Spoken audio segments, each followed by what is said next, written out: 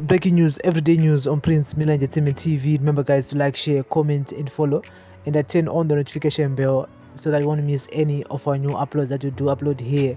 Today is the 27th of September 2022. And so, guys, President Emmerson Mnangagwa is reportedly ordered his Zanu PF party to fast-track internal constitutional amendments to enable him to plot the succession roadmap in consultation with the proposed Council of Elders.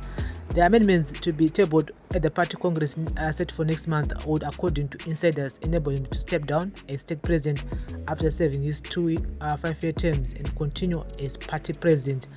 Party sources said the Council of Elders would comprise Zanu PF old guard retired from the government and deployed to the party to serve as advisors to the state president, effectively running government business from the party headquarters.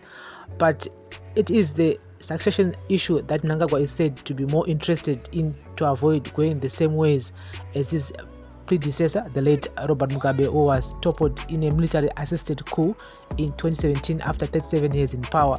The Council of Elders will be composed of former party presidents and other senior members. Zanu PF Secretary for Legal Affairs Paul Mangwana told Newsday yesterday, "We have a Council of Elders made up of former presidents and other senior members, and their duty is to advise the president and settle disputes, especially among senior members," Mangwana said. "We have created the Council of Elders and it will be appointed this year," he said, without giving specific timelines. Mnangagwa, who is understood to be consolidating his grip on the ruling party through all its structures, reportedly wants to amend the Zanu PF constitution to allow him to remain the leader of the party after his 2 maximum terms in office as state president expire.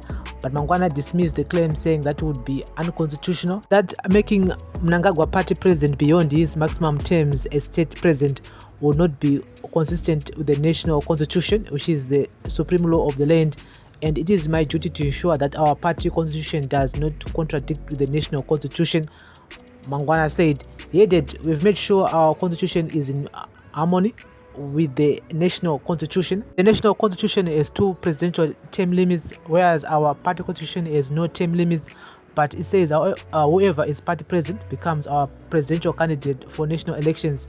So that means there is harmony."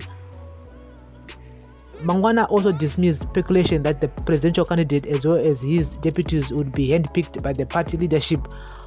Mnangagwa assumed the Zanu PF party leadership after he took power from Mugabe through military-assisted coup in November 2017. Soon after assuming power, he retired party bigwigs Obet Mpofu, Patrick Chinamasa, and Sembarashe Mpembegwi, among others, from government and deployed them to work full-time at the party headquarters. The amendments to the Zanu PF constitution are coming after Mnangagwa indicated in 2019 that the ruling party would establish a War Veterans League and a Council of Elders to restore unity and discipline in the party. The War Veterans League was set up recently and held its inaugural conference earlier this month. Meanwhile, former long-serving State Security Minister and close Mugabe Ali, Didmas Mutasa, has claimed that Mnangagwa might lose the 2023 polls after failing to douse the fractional fights within the ruling Zanu PF. Mutasa, a former Zanu PF Secretary for Administration, made the remarks while responding to allegations that he was decampaigning former Finance Minister Patrick Chinamasa in Makoni District, Manicaland Province, by influencing Zanu PF party members to vote him out of the Central Committee. Both Mutasa and Chinamasa hail from Makoni District. Chinamasa was dressed down during Zanu PF Makoni inter-district meeting that was held in Usape last week, where party members requested that his Central Committee position be challenged in the upcoming internal party polls.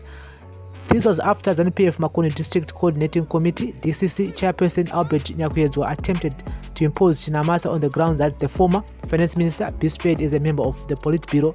People were against Chinamasa since he was also the one who was behind the downfall of Mutasa, as they both wanted to control the Makoni District and Manicaland as well. A source in Makoni said, "Before its fall from grace, Mutasa was regarded as an PF political godfather in Manicaland Province." Contacted for comment yesterday, Mutasa said, "I enjoyed respect not only in Makoni but in Manicaland Province and countrywide. Yes, I've heard the issue of me and Comrade Patrick Chinamasa fighting, and this is not the first time I've heard about that, but I don't know anything about that. I'm not haunting anyone. He said the party leadership needed to work hard to win next year's polls. I'm not talking about Manicaland province, but the whole country. The party is in trouble. Leaders in the party should work hard.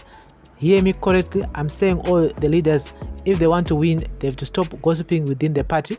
But as I said, Chinamasa had promised to comment on the issue, but was no longer reachable at the time of going to print. So guys, that's the latest here. Yes, ED plus succession roadmap. And yes, after his 2-year term, he managed to win next year's election. And yes, he will step down as Zimbabwean president, but he will remain the party president of Zanu PF.